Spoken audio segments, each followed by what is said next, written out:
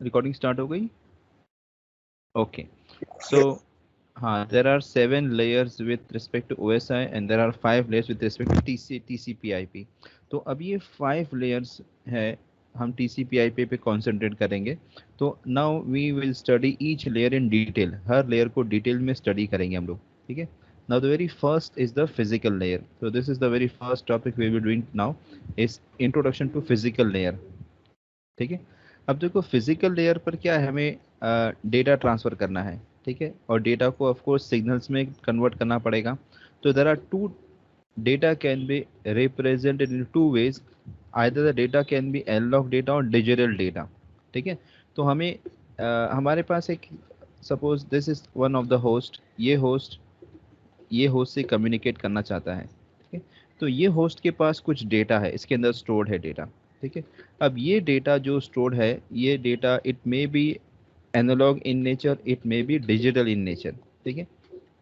अब उसे फिर जब भेजना पड़ेगा, ट्रांसफ़र करना है, तो ये डेटा को सिग्नल में कन्वर्ट करना पड़ेगा, ठीक है.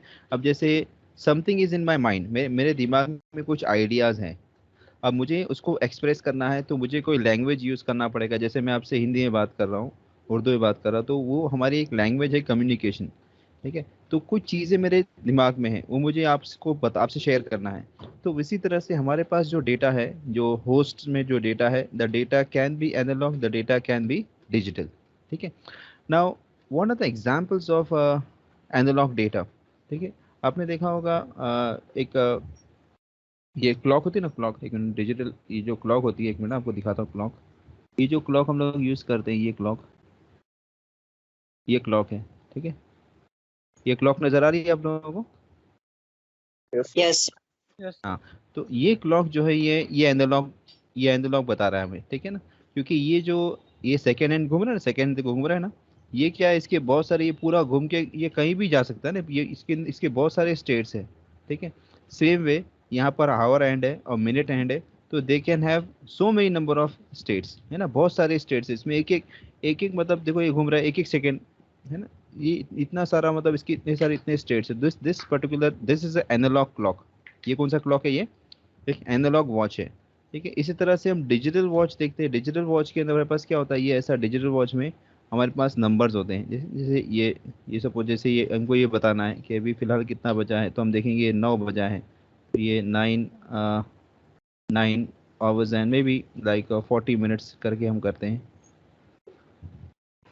सॉरी. तो 9 आवर्स और ये 40 मिनट्स, इस तरह से हम रिप्रेजेंट कर सकते हैं. यहाँ नहीं आएगा, ये यहाँ आएगा, ठीक है. ये 9 hours and 40 minutes may be something like this, ठीक है. तो ये थोड़ी देर बाद अचानक 41 हो जाएगा, फिर 42 हो जाएगा, ठीक है ना. तो ये जो नंबर्स हैं, ये कुछ स्टेप्स में चेंज हो रहे हैं, और यहाँ पर हमारे पास बहुत सारे चॉइसेस हैं, ठीक है. तो इसी तरह से डेटा जो है वो दो तरह का होता है, या तो डेटा एनालॉग होगा या डेटा डिजिटल होगा. Are you getting my point everyone, class? Yes sir. है ना. तो डेटा दो तरह का हो सकता है, the data either it can be digital और it can be analogue. Okay. Now हम जब डेटा सेंड करते हैं, ठीक है ना, तो डेटा जो सिस्टम में स्टोर्ड होता है, जैसे मान लो ये मेरे पास एक हमारे पास एक host, this is one of the host, और ये दूसरा होस्ट यहाँ पर है. अभी हमें डेटा को सेंड करना है, ठीक है. अब डेटा सेंड करने के लिए डेटा को जो है हमें सिग्नल में कन्वर्ट करना पड़ेगा, ठीक है. We have to convert data into signal. तो जिस तरह से डेटा दो तरह का होता है, सिग्नल भी दो तरह का होता है. एक होता है एनालॉग सिग्नल, ये एनालॉग सिग्नल, और ये डिजिटल सिग्नल. लास्ट ईयर हमने डिजिटल इलेक्ट्रॉनिक्स में स्टडी किए थे, याद है आप लोगों को? एनालॉग सिग्नल होता है. So what is the characteristics of analogue signal? It has infinite states, मतलब इसके पास इनफाइनाइट वो मतलब पॉसिबल हो सकती है, ठीक है. और ये digital signal, it has finite states, ठीक है. अभी जैसे देखो ये सिग्नल है ना, अभी अगर हम इसे देखेंगे, ये इनफाइनाइट क्यों बोल रहे हैं इसे हम लोग?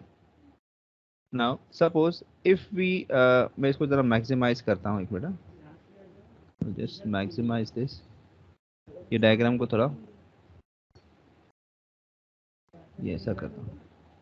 Now now take the case of analogue, ये एनालॉग सिग्नल दिया है, सपोज ये कुछ वैल्यू दिया है, ये वोल्टेज दिया है हमें, ठीक है। Now suppose this represent 5 volt, ये अगर सपोज 5 वोल्ट है और यहाँ पे 0 है, तो आप देखोगे कि ये 0 से राइज होके ऊपर जाता है, 3 तक जाएगा, फिर 0 पे फिर नीचे जा रहा है ना। तो ये अगर हम देखेंगे तो इसके कितने सारे वैल्यूज हैं यहाँ से, है ना। देखो 0 से एकदम माइन्यूटली राइज हो रहा है, 0, 0.1, 0.2, और इसको फाइंडर भी कर सकते हैं। तो 0 से लेके 5 के वैल्यू, या अगर ये मान लो नेगेटिव में जाए, तो सपोज नेगेटिव का इग्नोर करते हैं, तो 0 से लेके 5 तक it can take infinite values, है ना। 0 फिर बाद में हो सकता है कि 0.01, 0.002, ऐसा मतलब बहुत सारे वैल्यूज हो सकते हैं एनालॉग सिग्नल के अंदर। It can take infinite values. But अब देखो आप ये डिजिटल सिग्नल देखें, अगर सपोज ये 5 वोल्ट है, ठीक है, तो ये 5 है, ठीक है। इसके अलावा एक यहाँ उसका वोल्टेज वैल्यू रहेगा, सपोज दिस इज सपोज 3, या तो फिर 0, या फिर कुछ मे बी -2, ठीक है। तो ये सिग्नल की वैल्यू या तो -2 रहेगी, या तो 0 रहेगी, या तो 3 रहेगी, या तो 5 रहेगी। There is no value between 5 and 3, and there is no value between 3 and 0, and 0 and -2। तो ये जो सिग्नल है, इसकी चार में से कोई ना कोई वैल्यू रहेगी, इसके अलावा कोई वैल्यू नहीं रहेगी। मगर एनालॉग सिग्नल के अंदर it can have any value, ठीक है। अब जैसे अगर मान लो हम नेगेटिव वैल्यूज को हम इग्नोर करते हैं, तो ये सिग्नल 0 से स्टार्ट हुआ, ये स्लोली राइज हो रहा है, ग्रेजुअली जाके 3 पे गया, फिर 0 पर आया, फिर यहाँ से 0 से 3 पे गया, यहाँ से 0 से 5 पर गया, फिर 0 पर आ गया। तो ये कैसा है, जैसे अगर हम मैथमेटिक्स में देखते हैं ना, अगर आपको कोई पूछे how many real numbers are there between from 0 to 9, अगर कोई आपको पूछे how many real numbers are there between 0 to 9, क्या कितने नंबर है 0 9 के बीच में, रियल नंबर्स कितने हैं? Hello. See there are infinite numbers. Infinite इसलिए कि रियल नंबर किसको बोलेंगे, ये फ्रैक्शन भी जीरो, जैसे 0.001, 0.001, 0.301, ऐसे में करोड़ों करोड़ों मतलब बिलियंस नंबर लिख सकता हूँ, ये real numbers. Now if somebody ask me how many integer numbers are there between 0 to 9, integer कितने हैं, इंटीजर कैन हैव, इंटीजर एक तो 0 है, 1 है, 2, इसके ये 9 तक है, मतलब 10 ही वैल्यू है ना यहाँ पर। अगर हम इसके अंदर देखें कि इंटीजर कितने, तो 0 से लेके 9 के बीच में, 0 से लेके 9 तक 10 इंटीजर वैल्यूज हमारे पास है। मगर रियल वैल्यूज कितने हैं, इनफाइनाइट है। Hello class, are you getting my point, क्या बोल रहा हूँ मैं? Yes, sir. है ना। तो उसी तरह से हम ये, हाँ, इस तरह से हम ये बोलेंगे कि this particular analogue signal it has infinite values, while digital signal they have finite values, की फाइनाइट वैल्यूज रहेंगे, ठीक है। Now we go to the next topic, periodic और ए पीरियोडिक सिग्नल, ठीक है। अब देखो हम पहले देखेंगे, हम एनालॉग सिग्नल को स्टडी करेंगे। तो एनालॉग सिग्नल पीरियोडिक भी हो सकता है और ए पीरियोडिक भी हो सकता है, यानी वो पीरियोडिक कब होगा, जब एक एक टाइम के बाद रिपीट होगा वो, ठीक है। अब देखो जैसे ये दिख रहा ना, ये साइन वेव है ना, ये साइन वेव है, ये the most simplest analogue signal is a sine wave, ठीक है। तो ये पीरियोडिक है। ये पीरियोडिक क्यों बोलते हैं इसे हम, क्योंकि देखो ये कुछ वक्त के बाद ये बार बार रिपीट हो रहा है ना, ये देखो ये रिपीट हो रहा है, ये फिर से रिपीट हुआ, ठीक है। ये अपनी एक साइकिल कंप्लीट करके बार बार रिपीट हो रहा है, तो ये पीरियोडिक सिग्नल है। Getting my point everyone? इसको पीरियोडिक क्यों बोलते हैं? Yes, sir. क्यों पीरियोडिक बोलते हैं? क्योंकि बार बार रिपीट हो रहे हो।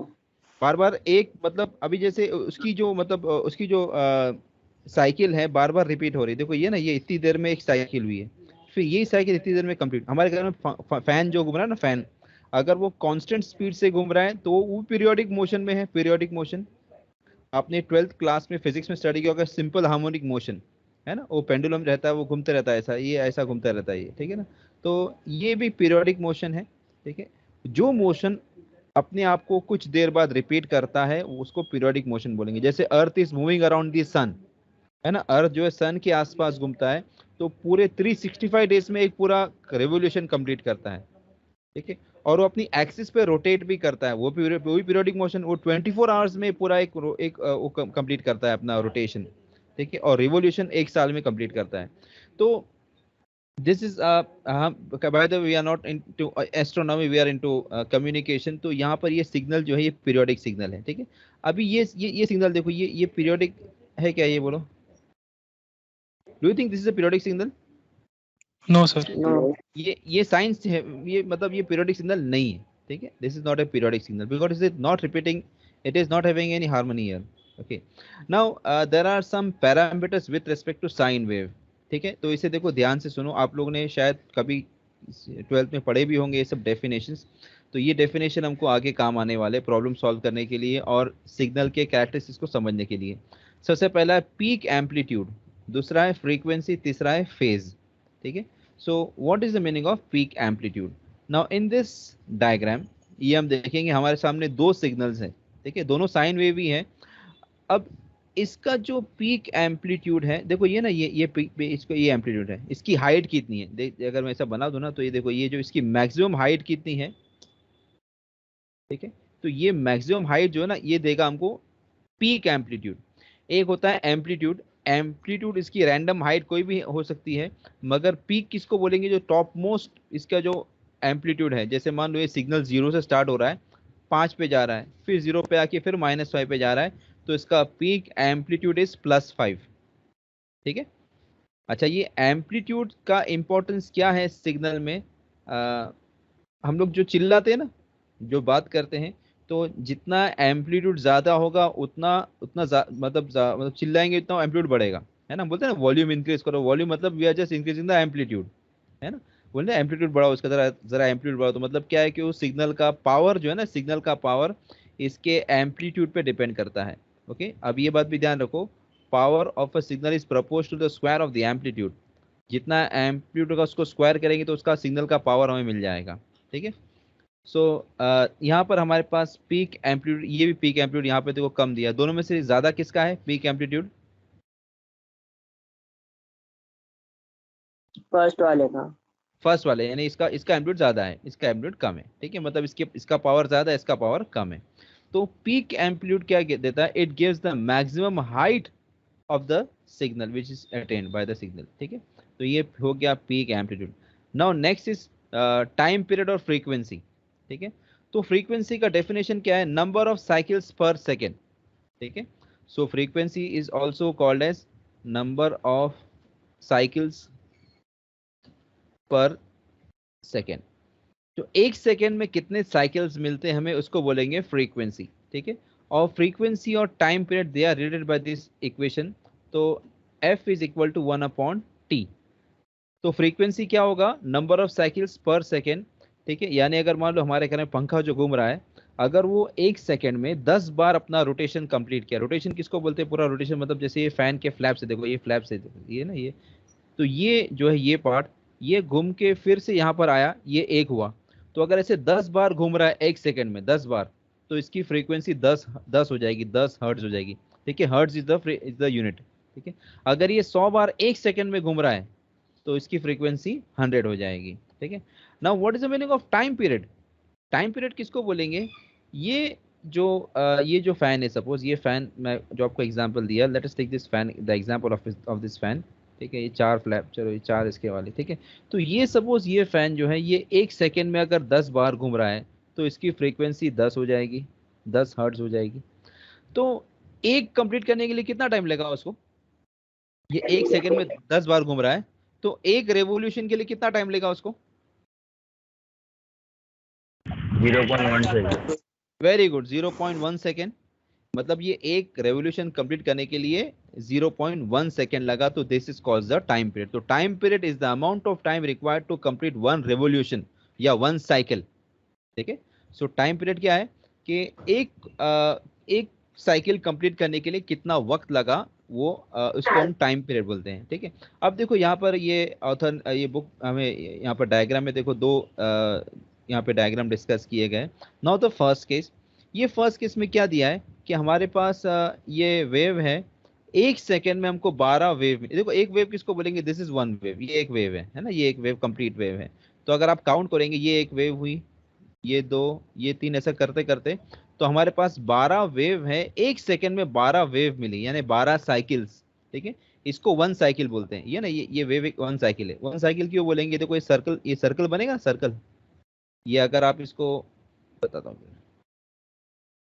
ये जो है ये हमारे पास एक वेव है, ठीक है, अब ये एक वेव पूरा सर्कल की तरह है, इसलिए कि अगर मान लो मैं इसको ऐसा घुमा दूं, ये निकाल दूं ऐसा, ठीक है, ये दो अलग अलग पार्ट को अलग अलग करके ऐसा मिला दूं तो ये बन जाएगा ना पूरा सर्कल।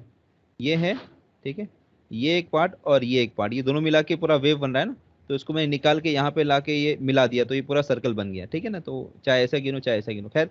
तो ये एक वेव है। तो वैसे हमारे पास 1 सेकंड में 12 वेव मिल रही है, तो इसकी फ्रीक्वेंसी हो जाएगी 12 हर्ट्ज, ठीक है।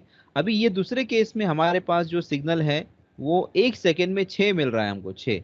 तो इसकी फ्रीक्वेंसी हो जाएगी 6 हर्ट्ज, ठीक है, और इसकी फ्रीक्वेंसी हो जाएगी 12 हर्ट्ज, ठीक है। अच्छा, इसका टाइम पीरियड क्या हो जाएगा? टाइम पीरियड इज 1/12 और इसका टाइम पीरियड हो जाएगा 1/6, ठीक है, क्योंकि ये 1 सेकंड में 6 मिल रहा है, ठीक है ना। तो एक मिलने के लिए 1/6 सेकेंड इसका टाइम पीरियड हो जाएगा और इसका टाइम पीरियड 1/12 हो जाएगा। तो एक बात ध्यान में रखो, जितनी फ्रीक्वेंसी ज्यादा रहेगी टाइम पीरियड उतना कम रहेगा, ठीक है ना। T is inversely proportional to, मतलब T is actually equal to 1/f, है ना, देखा था हमने ऊपर। Hello class, sir. Yes sir. है ना? तो t is equal to 1/f या f is equal to 1/t। तो ये जाहिर बात है कि आप फ्रीक्वेंसी को बढ़ाओगे तो टाइम पीरियड कम हो जाएगा और टाइम पीरियड को बढ़ाओगे तो फ्रीक्वेंसी कम हो जाएगी, दोनों इनवर्सली प्रोपोर्शनल है, ठीक है ना। जैसे मैंने अभी आपको एग्जांपल फैन का एग्जांपल दिया, ये फैन जो है मतलब ये रोटेट कर रहा है, ये फैन के जो विंग्स बोलो, फ्लैप्स बोलो, ठीक है ना। तो ये फैन अगर 1 सेकंड में 10 बार घूम रहा है तो उसकी फ्रीक्वेंसी हो जाएगी 10 हर्ट्ज और इसका टाइम पीरियड हो जाएगा 0.1 सेकेंड। अच्छा, यही फैन अगर 100 होता तो इसकी फ्रीक्वेंसी अगर 100 होती, यानी 1 सेकंड में अगर 100 बार घूमता तो फ्रीक्वेंसी 100 हर्ट्ज हो जाती और टाइम पीरियड क्या होता? 0.01 सेकेंड। तो देखो यहाँ पर हमने क्या किया, 10 गुना बढ़ाया, यहाँ पे 10 गुना टाइम पीरियड कम हो गया। Are you getting it? So frequency is 10, time period 0.1, frequency is 100, time period 0.01 second. तो जितनी फ्रीक्वेंसी बढ़ेगी टाइम पीरियड उतना कम होगा। Understood everyone class? Yes sir. Okay, अभी आप लोग ये कैलकुलेशन कर सकते हैं। आपको देखो क्या दिया, the period of a signal is 100 millisecond. ये आप लोगों को सब मिली सेकेंड माइक्रो सेकेंड पता है ना, conversion, you know this conversion. देखो यहाँ पे फिर भी दिया हुआ है, you can see the conversion here you can see the conversion. आपने 12 में भी शायद किया होगा, तो इसे ध्यान से समझ लो पहले। तो 1 सेकेंड तो 1 सेकेंड है, millisecond is 10⁻³ seconds, millisecond is 10⁻³ seconds, micro is 10⁻⁶, milli is 10⁻³ micro is 10⁻�6, nano is 10⁻�9 seconds and pico is 10⁻12। पता है ना आप लोगों को? ये नहीं पता है तो अभी लिख लो इसे, ठीक है, इसे ध्यान में रखो, ठीक है। सेकेंड तो खैर वही है, 1 मिली सेकेंड इज सॉरी 10⁻³ इज 1 से, मतलब अगर हम इसको मिली सेकेंड को देखेंगे तो 10⁻³ सेकेंड्स हो जाएगा। Microsecond is 10⁻�6 seconds, nanosecond is 10⁻�9 and pico is 10⁻12। Now frequency जो है यहाँ पर हर्ट्ज में कैलकुलेट की जाती है, इसकी यूनिट हर्ट्ज है। कभी कभी फ्रीक्वेंसी बहुत ज्यादा होती है तो हम इसको क्या ऐसा लिखते हैं, किलो हर्ट्ज में लिखते हैं। 10⁻3, 1 kilohertz is 10⁻3 hertz, 1 megahertz is 10⁻6 hertz, 1 gigahertz is 10⁻9 and tera is 10⁻12 hertz. Understood everyone class? देखो ये कब ऐसा कब लिखते हैं हम लोग, अभी जैसे मान लो मुझे 133 ऐसा ऐसा कुछ फ्रीक्वेंसी मिल रही है, अभी इतनी ऐसा कैसे लिखेंगे इसको हम लोग? ये तो इसको हम क्या करेंगे, ये इसको एक डेसिमल को यहाँ 1 2 3 4 5, ठीक है, तो इसको हम 1 लिख सकते 1.32 इंटू राउंड ऑफ करके 3/5 हर्ट्ज, या इसको अगर हम ऐसा भी लिख सकते 132 किलो हर्ट्ज, ठीक है, 132 इंटू 10⁻³ हर्ट्ज हो जाएगा, जो कि 132 किलो हर्ट्ज हो जाएगा, ठीक है।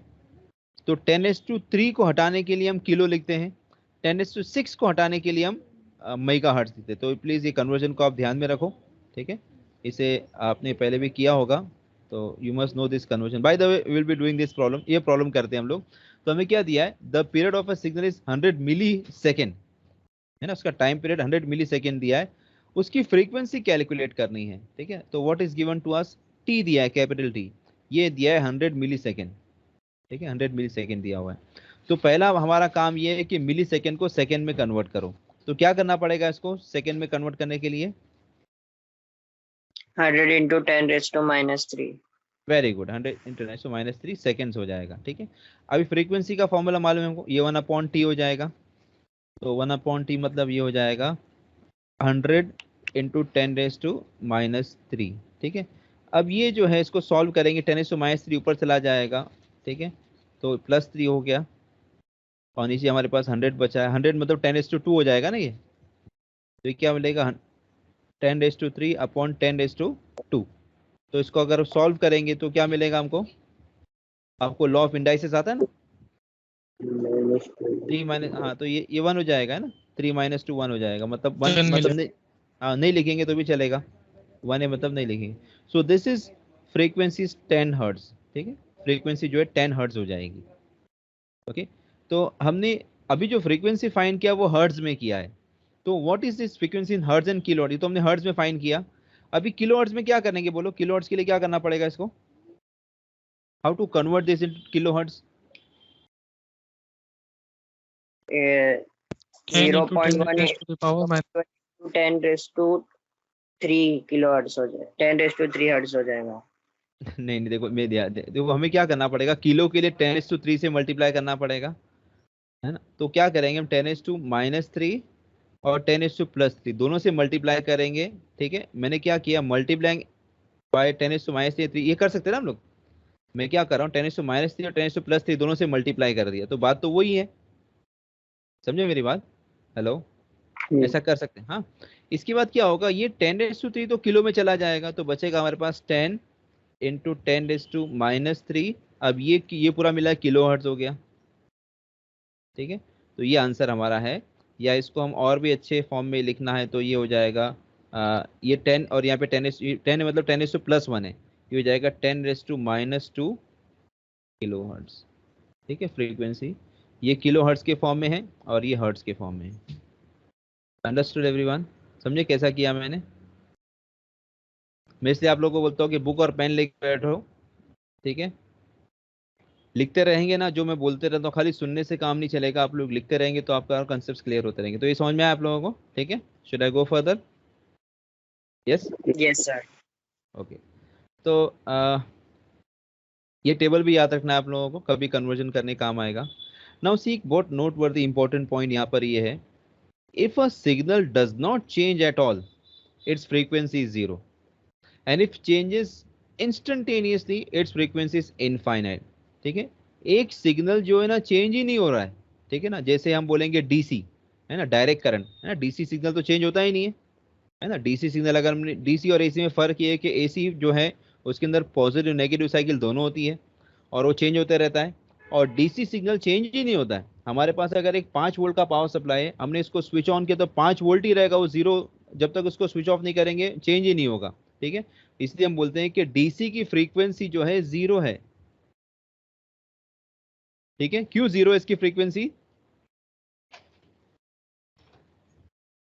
Hello, positive DC negative cycle में होती है। नहीं, ये चेंज ही नहीं हो रहा है, इसलिए डीसी है ना, डीसी वो चेंज ही नहीं होता, ठीक है, वो एक ही वैल्यू पर रहता है, ठीक है। तो इसकी फ्रीक्वेंसी 0 है। और जो सिग्नल बहुत रैपिडली चेंज हो रहा है, देखो मैं आपको एक यहाँ पे बताता हूँ, ये मैंने एक सिग्नल ड्रॉ किया, ठीक है, एक सिग्नल ड्रॉ किया, ठीक है, ये दूसरा सिग्नल ड्रॉ किया, ठीक है, और ये तीसरा सिग्नल ड्रॉ, ये तीसरा सिग्नल ड्रॉ किया। ये तीनों में सबसे ज्यादा फ्रीक्वेंसी किसकी है? समझो तीनों साइन वेव, मैं बना नहीं पाया बराबर, मान लो तीनों साइन वेव थर्ड वाले तीनों की। में थर्ड वाले की इसकी फ्रीक्वेंसी ज्यादा है। इसकी फ्रीक्वेंसी ज्यादा क्योंकि वो बहुत रैपिडली चेंज हो रहा है, बहुत फटाफट चेंज हो रहा है। ये थोड़ा स्लो चेंज हो रहा है, ये और स्लो चेंज हो रहा है। तो अगर तीनों की फ्रीक्वेंसी कंपेयर करेंगे, तो अगर मान लो ये F1 है, ये F2 है और ये F3 है, तो F3 की फ्रीक्वेंसी ज़्यादा है F2 के मुकाबले में और इसकी फ्रीक्वेंसी ज़्यादा है F1 के मुकाबले में। तो जो सिग्नल बहुत स्लोली चेंज हो रहा है उसकी फ्रीक्वेंसी कम होगी, जो सिग्नल बहुत रैपिडली चेंज हो रहा है, फटाफट फटाफट चेंज हो रहा है, उसकी फ्रीक्वेंसी ज्यादा होगी। जैसे मैं आपको भी वो फैन का एग्जांपल दिया था, ठीक है ना। अब ये फैन जो है एक घूम रहा है, ठीक है, ये फैन 1 सेकेंड में 10 बार घूम रहा है, ठीक है, तो इसकी फ्रीक्वेंसी 10 हो गई। और ये फैन अगर 100 की स्पीड से घूमेगा तो हवा किस में ज्यादा मिलेगी हमको? 100 में। 100 में, क्योंकि वो 1 सेकंड में 100 बार घूम रहा है ना। तो ये देखो ये क्या कर रहा है, 1 सेकंड में फटाफट, मतलब बहुत फटाफट घूम रहा है, 1 सेकंड में 100 बार घूम रहा है, ठीक है ना। तो इसकी फ्रीक्वेंसी ज्यादा है, ये 1 सेकंड में 10 बार घूम रहा है, तो इसकी फ्रीक्वेंसी कम है, ठीक है। तो जो सिग्नल की फ्रीक्वेंसी बहुत इंस्टेंटेनियसली, अभी देखो यहाँ पर ये वर्ड दिया है, इंस्टेंटेनियसली हो रहा है, मतलब एकदम, मतलब आग नहीं, मतलब with in fraction of a second और लेस देन इवन दैट, ठीक है ना, बहुत फटाफट चेंज हो रहा है, तो उसकी फ्रीक्वेंसी जो है इनफाइनाइट हो जाएगी, ठीक है, बहुत ज्यादा, इनफाइनाइट मतलब बहुत ज्यादा, ठीक है ना। Now you can see here, ये किलो हर्ट्ज से ज्यादा मेगा हर्ट्ज, मेगा से गीगा, गीगा से टेरा हर्ट्ज।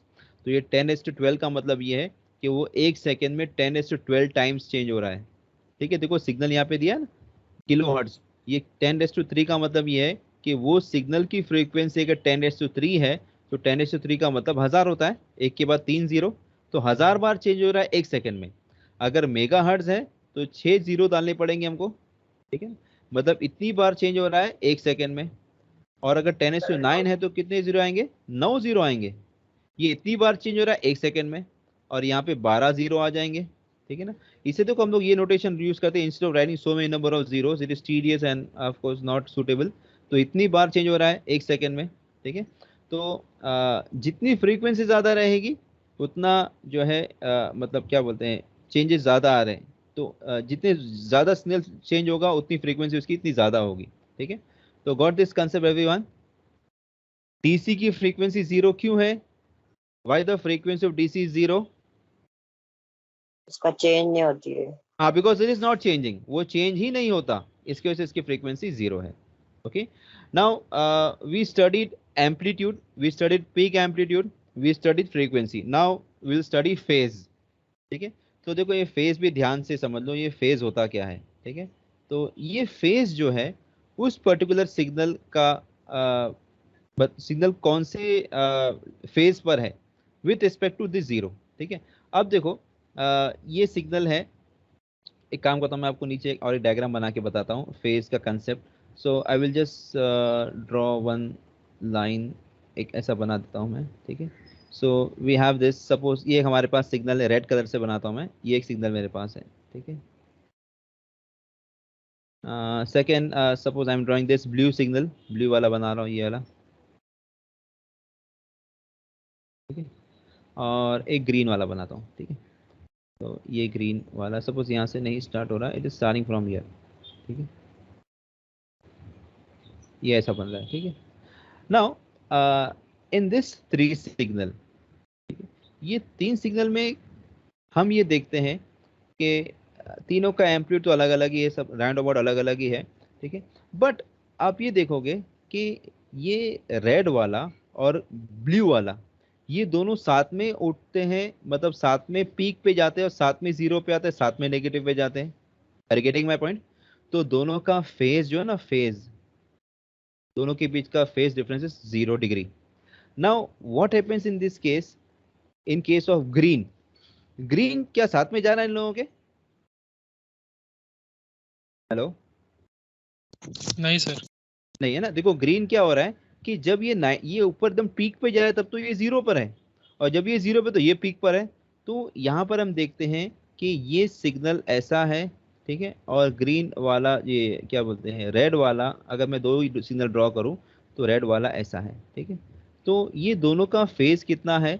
तो हम देखो अगर सर्कल ऐसा ऐसा बनाएंगे, ऐसा फेज बनाएंगे ना, तो ये, सॉरी, ये केस में देखो ये 90 डिग्री है, ठीक है। यहाँ पर आएगा तो 90 + 90 180, यहाँ पे आएगा तो 270, यहाँ आएगा तो 360। समझ रहे हैं मैं क्या बता रहा हूँ आप लोगों को, फेज कैसे कैलकुलेट करते हैं? देखो फिर से देखो, यहाँ पर मैं ऑफिस बनाता हूँ, ये मैं एंगल बना, ये जो है ना, ये वेव बना रहा हूँ, साइन वेव बना रहा हूँ, ये साइन वेव हमारे पास है, ठीक है। तो यहाँ पर एक लाइन, बीच वाली लाइन यहाँ बना दिया मैंने, ठीक है। तो ये जो है हाफ सर्कल, ये ना सर्कल का आधा पार्ट है, तो सर्कल का अगर आधा पार्ट देखेंगे तो ये पूरा 180 डिग्री होगा ना, पूरा मिला के 90 + 90। तो ये 90 यहाँ पर हुआ, ये 90 यहाँ पर हुआ, ये पूरा मिला के ये पूरा हो गया 180। Hello, getting my point?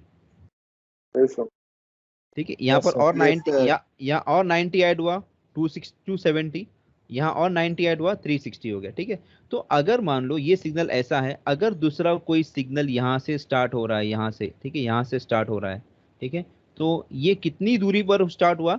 90 degree के बाद स्टार्ट हुआ।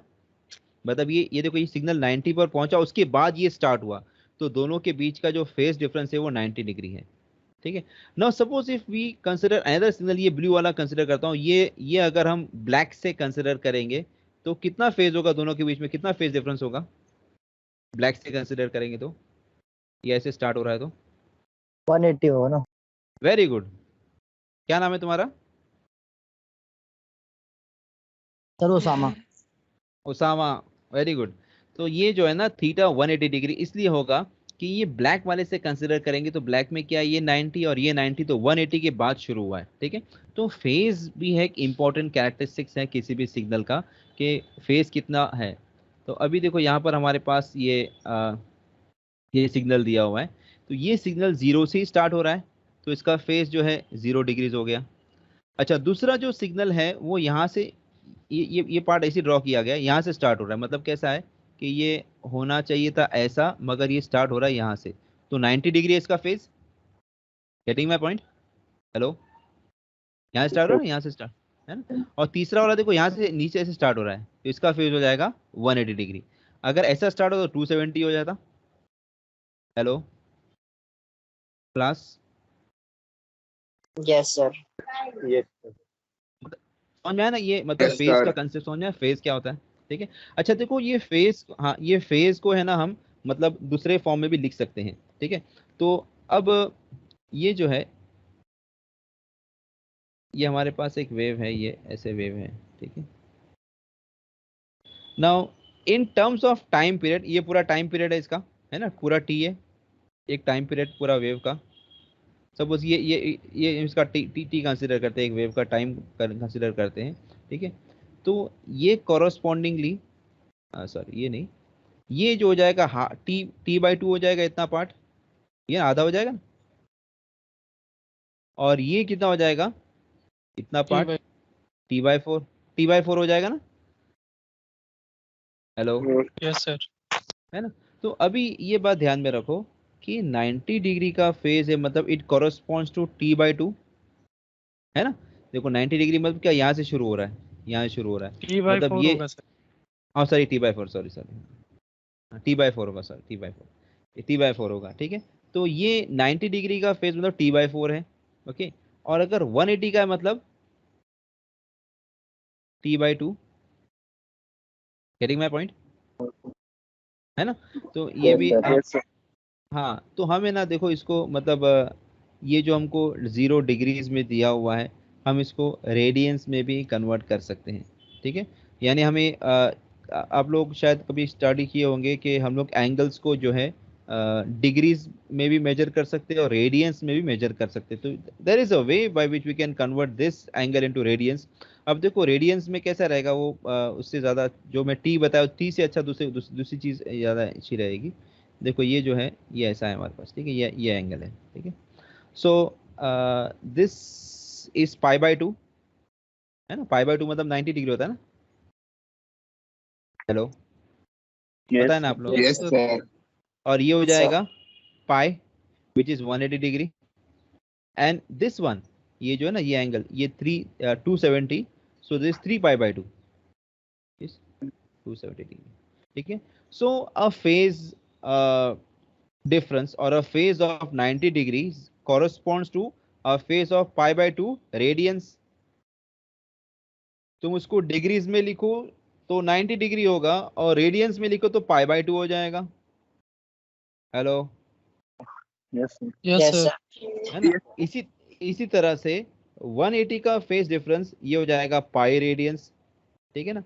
तो ऐसा हम कर सकते हैं, मतलब कन्वर्जन कर सकते हैं। हमारे पास अगर कोई रीडिंग, अगर हमारे पास कोई चीज़ डिग्रीज में दी है तो उसको रेडियंस में कन्वर्ट कर सकते हैं, रेडियंस में दिया है तो डिग्रीज में कन्वर्ट कर सकते हैं। या आप लोग मुझे मतलब आप लोग इसे सर्च करो, मुझे बताओ नेक्स्ट टाइम कि कैसे कन्वर्ट करेंगे। If I am given angle, now suppose I am given angle of 60 degrees, तो how much radians is this, ये मुझे अगली बार आप लोग बताएंगे। ठीक है। You must know how to convert from degrees to radians and radians to degrees. है किसी को पता है कैसे कन्वर्ट करते हैं?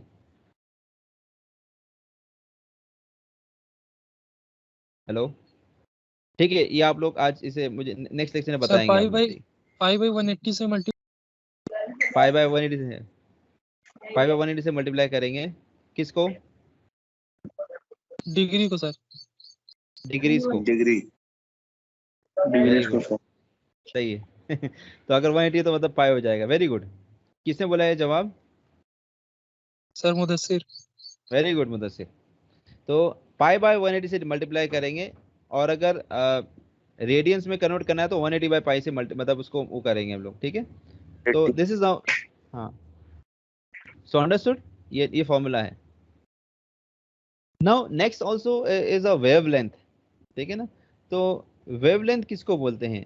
तो अभी हमने जो मैं आपको जो वेव बताया था ना, ये वेव है, ठीक है, दिस इज द वेव। तो in terms of meters reading, ये इसकी जो लेंथ है ना, इसकी लेंथ अगर कैलकुलेट करेंगे तो ये हमको एक वेवलेंथ देगा जिसको हम लैम्डा से डिनोट करते हैं, दिस इज लैम्डा, ठीक है। तो वेवलेंथ का फॉर्मूला क्या है? Wavelength is speed into time period, या फिर स्पीड अपॉन फ्रीक्वेंसी, ठीक है। हेलो, अभी देखो हमने जो डेफिनेशन स्टडी किया ना, उसमें फ्रीक्वेंसी स्टडी किए थे और टाइम पीरियड स्टडी किए थे। तो अगर मान लो हमको किसी भी वेव का वेवलेंथ कैलकुलेट करना है तो वेवलेंथ का फॉर्मूला क्या है? ये स्पीड अपॉन फ्रीक्वेंसी, ठीक है, मगर फ्रीक्वेंसी इज 1/t, तो या तो दूसरा फॉर्मूला है स्पीड इनटू टाइम पीरियड, ये कर सकते हैं हम लोग, ठीक है। तो वेवलेंथ भी एक इंपॉर्टेंट कैरेक्टरिस्टिक्स है किसी भी वेव की, ठीक है। तो अभी देखो जैसे हम लोग देखते ना कलर देखते हैं, अलग अलग टाइप के कलर्स दिखते हैं हम लोगों को नेचर में। रेड कलर है, ठीक है ना, रेड जो विबग्योर है ना, विबग्योर बोलते हैं, विबग्योर कलर जो हमारा, ठीक है ना। तो ये रेड कलर, इसकी कुछ वेवलेंथ रहेगी, वॉयलेट की कुछ वेवलेंथ रहेगी, ठीक है ना। तो आपको पता है ना, विजिबल जो स्पेक्ट्रम है, विजिबल स्पेक्ट्रम जो चीजें हम देख सकते हैं, वो विजिबल स्पेक्ट्रम जो है 4000 एंगस्ट्रॉम यूनिट से लेकर 7000 एंगस्ट्रॉम यूनिट तक हम सब चीज़ों को देख सकते हैं। ये वेवलेंथ की रेंज है, वेवलेंथ की रेंज, ये वो वेवलेंथ है जिसको हम देख सकते हैं, ठीक है ना। ये जो है ये वॉयलेट है, ये वॉयलेट का कलर 4000 है। बाद में हम जैसे ही अंदर जाएंगे वो इंडिगो जो भी येलो ग्रीन वो सब का 4000 से ज़्यादा रहेगा, ठीक है। और यहाँ पे रेड पे आके खत्म हो जाता है। वो वेवलेंथ जो वॉयलेट से कम है, मतलब और वॉयलेट से कम है, उसको बोलेंगे अल्ट्रा वॉयलेट, ठीक है ना।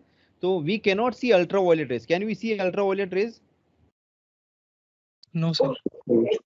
If you are able to see then you are something superhuman, ठीक है। अच्छा, रेड है ना, रेड, रेड के ऊपर के को बोलेंगे इंफ्रारेड, क्या बोलेंगे उसको? इंफ्रारेड। हाँ, तो ये जो वेवलेंथ है ना, ये हम देख सकते हैं, इसके अलावा हम कुछ नहीं देख सकते, ठीक है। जैसे हम एक्सरेज है ना, एक्सरेज की जो वेवलेंथ है वो may be it is around 1 angstrom unit, 1 है, तो हमको दिखती नहीं है एक्सरेज, हम देख नहीं सकते। हम लोग जो मोबाइल में कम्युनिकेशन करते हैं तो मोबाइल से कोई रेस जा रही है ना, एक रेस जा रही मगर हमको नजर नहीं आती। हम लोग रिमोट कंट्रोल यूज करते हैं टीवी के लिए, तो उसके अंदर जो सिग्नल जाता है वो इंफ्रारेड रहता है, इसलिए हमको नजर नहीं आता है। नजर इसलिए नहीं आता है कि उसकी रेंज जो है ना, ये रेंज के बाहर है। तो जो चीजें ये रेंज के बाहर होती है हमको नजर नहीं आती। But of course there are animals which communicate using frequencies other than this, है ना। ये आपको होगा बैट्स है ना, बैट्स, वो कोरोना वायरस वाले बैट्स, हाँ वो वो बेचारे को बदनाम कर दिया है। तो वो बैट्स वो आपस में जो कम्युनिकेट करते हैं वो रात को उनको भी नजर नहीं आता है, मगर उनके पास ना अल्ट्रा वायलेट रेज है, अल्ट्रा वायलेट रेज से वो कम्युनिकेट करते हैं, उनको पता चलता है कि सामने ऑब्स्टेकल है कि नहीं है। तो वो लोग उनके पास एक सोर्स है, अल्ट्रावायलेट सोर्स, ठीक है। वो उसके जरिए से वो लोग रात के वक्त में अपना रास्ता ढूंढते हैं, they have this ultraviolet rays, okay. Then there are many animals, है ना, maybe they can communicate using those rays, है ना। तो वो लोग वो चीज देख सकते हैं जो हम लोग नहीं देख सकते, वो लोग वो चीज महसूस कर सकते जो हम लोग महसूस नहीं कर सकते, है ना। इसलिए देखो रात को कैसे कैसे साउंड निकालते रहते हैं बेचारे लोगों को, रात को पता नहीं क्या नजर आता है उनको। तो खैर डरने की बात नहीं है। तो so we have this is the communication wavelength, okay. तो ये हम लोग इतना देख सकते हैं, और सुनने की अलग वेवलेंथ है। खैर, सो ठीक है, हम यहाँ तक करते हैं। That's all for this particular lecture. कोई डाउट है किसी को? Any doubt to anyone? No sir, no Okay. Sir. ठीक है।